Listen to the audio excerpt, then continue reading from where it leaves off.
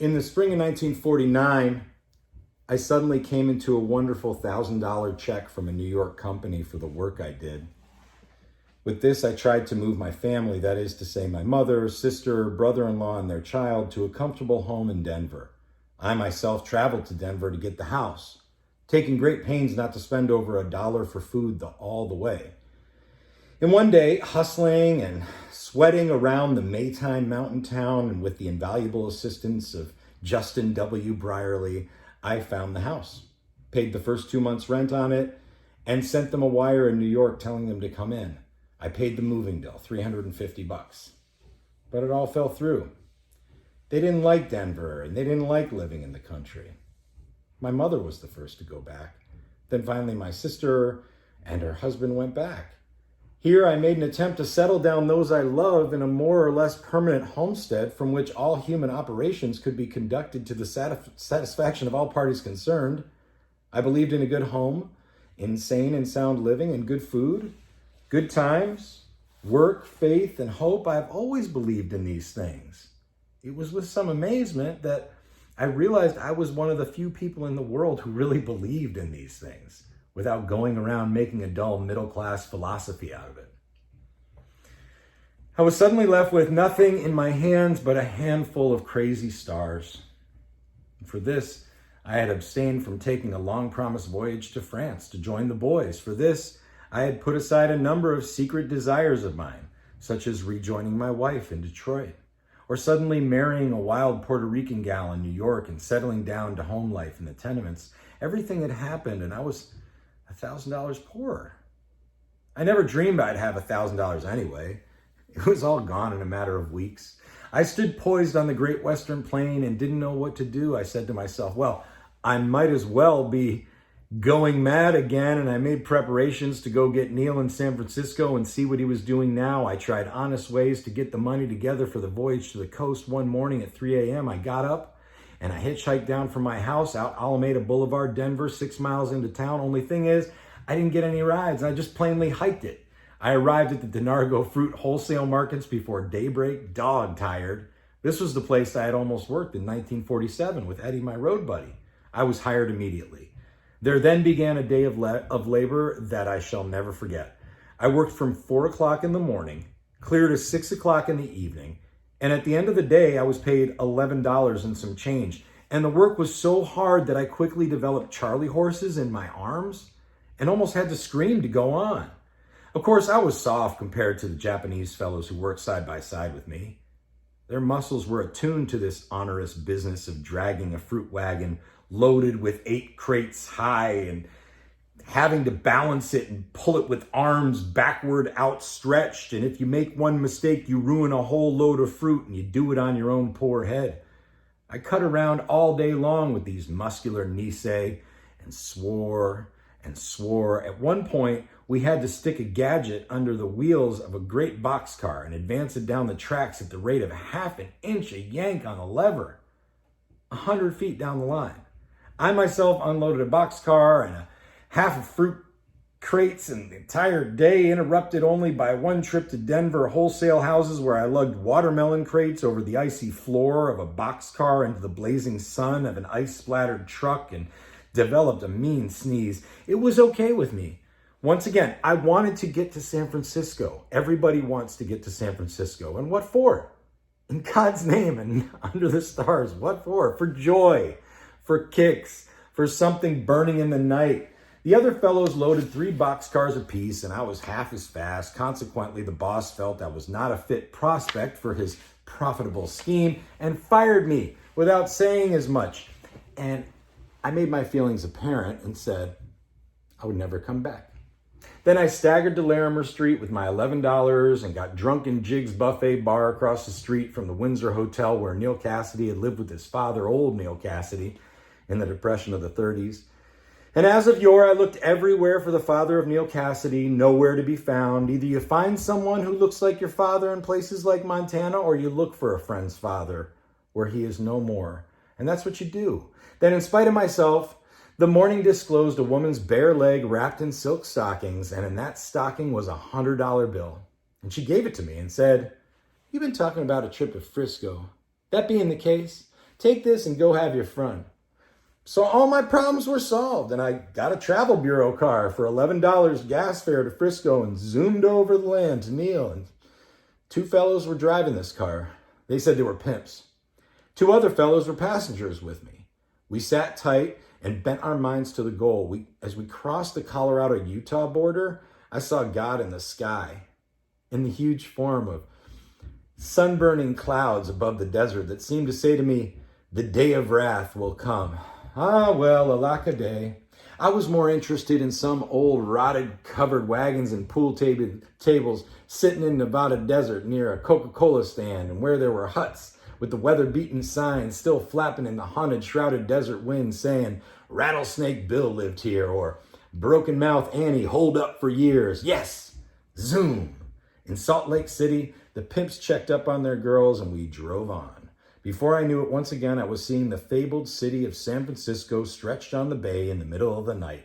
I ran immediately to Neal. He had a house on the Russian Hill now.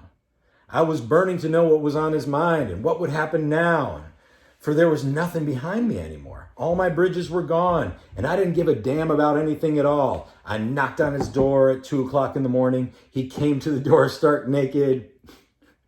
And it might just have been President Truman knocking for all he cared. He received the world in the raw. Jack, he said with a genuine awe, I didn't think you'd actually do it. You finally come to me. Yep. I said, everything's fell apart in my family. How are things in yours? Not so good, not so good. But we got a million things to talk about. Jack, the time has finally come for us to talk and get with it. We agreed. It was about time, and we went on. Now, my arrival was somewhat like the arrival of the strange and most evil angel in the home of the Snow White Fleece, as Neal and I began talking excitedly in the kitchen downstairs, and this brought forth sobs and from upstairs, and everything I said to Neal was answered with a wild, whispering, shuddering yes. Carolyn knew what was going to happen. Apparently, Neal had been quiet a few months, and now the angel had arrived, and he was going mad again. What's the matter with her? I whispered.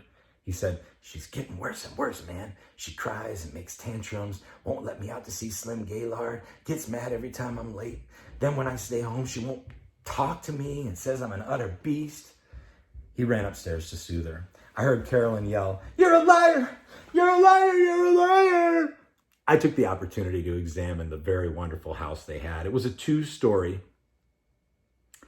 crooked, rickety wooden cottage in the middle of the tenements, right on top of Russian Hill with a view of the bay. It had 4 rooms, 3 upstairs and 1 immense sort of basement kitchen downstairs. The kitchen door opened onto grassy court where wash lines were. In back of the kitchen was a storage room where Neal's old shoes still were caked on an inch thick with Texas mud from the night the Hudson got stuck at Homestead near the Brazos River. Of course, the Hudson was gone. Neal hadn't been able to make further payments on it. He had no car at all now. Their second baby was accidentally coming. It was a horrible tragedy to hear Carolyn sobbing so. We couldn't stand it and went out to buy beer and brought it back to the kitchen. Carolyn finally went to sleep or spent the night staring blankly in the dark. I had no idea what was really wrong, except perhaps Neal had driven her mad after all.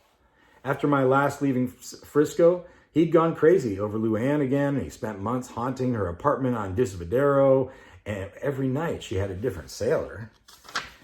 And he peeked down through her mail slot, which opened onto the bed, and there he saw Luann sprawled in the mornings with a boy. He trailed her around town. He wanted absolute proof that she was a whore. He loved her. He sweated over her. He finally got hold of some bad shit, as it's called in the trade. Green uncured marijuana, quite by mistake, and smoked too much of it. The first day, said Neal, I lay rigid as a board in bed, and I couldn't move or say a word. I just looked straight up with my eyes open wide. I could hear buzzings in my head and saw all kinds of wonderful technicolor visions and felt wonderful. The second day, everything came to me. Everything I'd ever done or known or read or heard of or conjectured came back to me and rearranged itself in my mind in a brand new logical way. Yes, I said, yes, yes, yes. Not loud, just yes. Real quiet, because I could think of nothing else to say. These green tea visions lasted until the third day. I had understood everything by then. My whole life was decided. I knew I loved Luann. I knew I had to find my father wherever he is. I knew you were my buddy.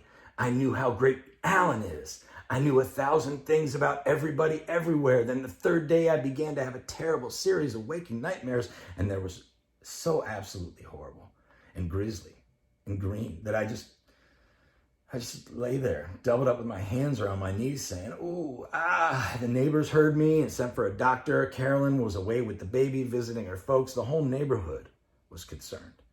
They came in and found me lying on the bed with my arms stretched out forever. Jack, I ran to Luann with some of that tea. And you know the same thing that happened to her? That dumb little cunt. That same visions, the same logic, the same final decision about everything, the view of all the truths in one painful lump, leading to nightmares and pain. Then I knew I loved her so much I wanted to kill her. I ran home and beat my head on the wall. I ran into Al Henkel. He's back in Frisco with Helen. I asked him about a brakeman who has a gun. I went to the brakeman and I got the gun and I ran to Luann and I looked down the mail slot. She was sleeping with the sailor. And I came back in an hour and I barged in. She was alone and I gave her the gun and I told her to kill me. She held the gun in her hand the longest time and I asked her for a sweet dead pact she didn't want. I said, one of us has to die. She said, no. I beat my head on the wall. She talked me out of it. Then what happened? That was months ago after you left. She finally married one of the sailors. Dumb son of a bitch has promised to kill me if he finds me. If necessary, I shall have to defend myself and I'll kill him. And I'll go to San Quentin. Because, Jack, one more rap of any kind and I go to San Quentin for life. That'll be the end of me. Bad hand and all. He showed me his hand. I hadn't noticed with the excitement that he had really suffered a terrible accident with his hand. I hit Luann on the front brow on February 26th at 6 o'clock in the evening. Last time we met, last time we decided everything. Now listen to this. My thumb only deflected off her brow and she didn't even have a bruise and in fact laughed. But my thumb got infected and a poor ass doctor made a job of fixing it. And finally I had a touch of gangrene in it. And they had to amputate a cunt hair tip off the end. He unwrapped the bandages and showed me. The flesh, about half an inch, was missing under the nail. It got worse to worse. I had to support Carolyn and Kathy Ann and had to work as fast as I could at Goodyear Tire Company, hauling big 100-pound tires from the floor to the top of cars. I could only use my good hand, but I kept banging the bad one. I broke it and they reset it and stuck a pin in and it's getting all infected and swollen again. All these heebie-jeebies. He laughed. And I've never felt better and finer and happier in the world to see lovely children playing in the sun. And I'm so glad to see you, my fine, gone, wonderful Jack. And I know everything will be all right. He congratulated me on my $1,000, which was no more now. We know life, Jack. We're growing older, each of us, little by little. And we're coming to know things. What you tell me about your family, I understand well. I've always dug your feelings. And now, in fact, you're ready to hook up with a real great girl. If you can. If you can only find her. Cultivate her. Make her mind your soul. As I've tried so hard to do with all these damned women of mine. Shit! Shit! Shit! He yelled. And in the morning, Carolyn threw the both of us out. Baggage and all. Right out onto the street. It began when we called Bill Thompson, old Denver Bill, in the afternoon and had him come over for beer. While Neal, who couldn't work on account of his hand, minded the baby and did the dishes and the wash in the backyard, but did a sloppy job of it in his excitement. Thompson agreed to drive us to Marin City to look for Henri Crew. Neal never gave cute names to perfectly normal drab pursuits. Carolyn came in from work at the dentist's office and gave us all the sad and dirty look of a harassed woman's life.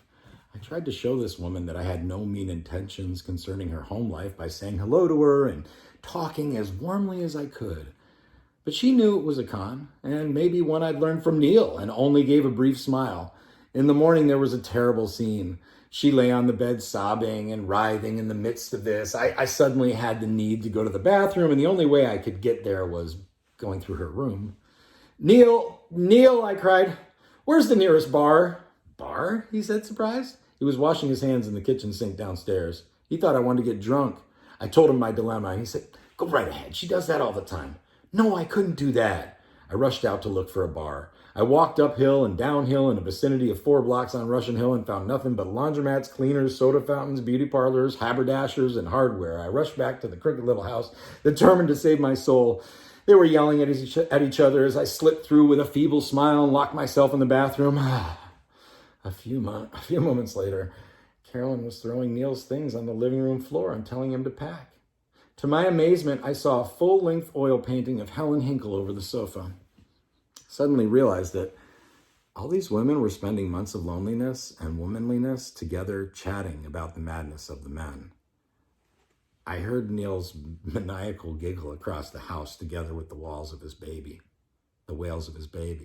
The next thing I knew, he was gliding around the house like Groucho Marx with his poor broken thumb wrapped in a huge white bandage, sticking it up like a beacon that stands motionless above the frenzy of the waves. And once again, I saw his pitiful, huge, battered trunk with socks and dirty underwear sticking out. He bent over it, throwing everything he could find in it. Then he got a suitcase. This suitcase was the beatest suitcase in the USA. It consisted of paper with designs on it, making it look like a leather and suspicious looking hinges of some kind pasted on it. A great rip ran down the top. Neal lashed on a rope. Then he grabbed his sea bag and he threw things into that. And I got my suitcase, stuffed it. And as Carolyn lay abed in the room saying, liar, liar, liar, we leaped out of the house, struggled down the street to the nearest cable car, a mass of men in suitcases with that enormous bandaged thumb sticking up in the air. That thumb became the symbol of Neal's final development. He no longer cared about anything as before, but now he also cared about everything in principle.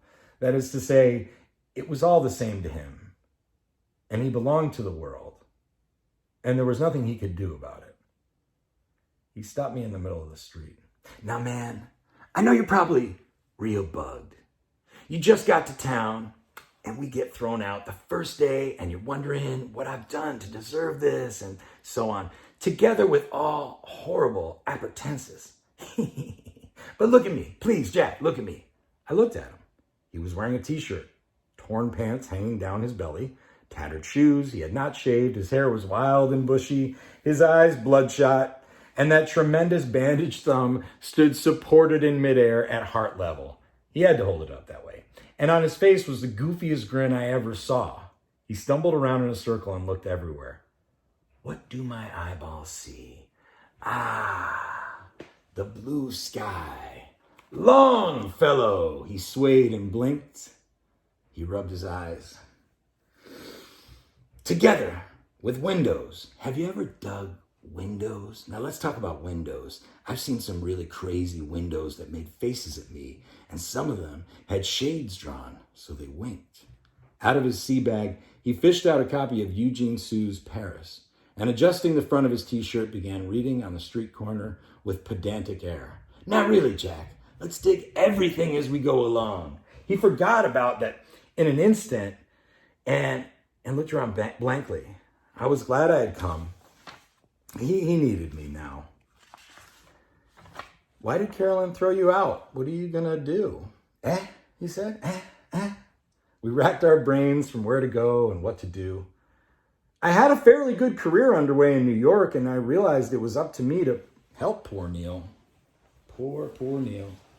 The devil himself had never fallen further, an idiocy with infected thumbs, surrounded by the battered suitcases of his motherless, feverish life across America and back, numberless times, an undone bird, a broken turd, name your price, and take your change.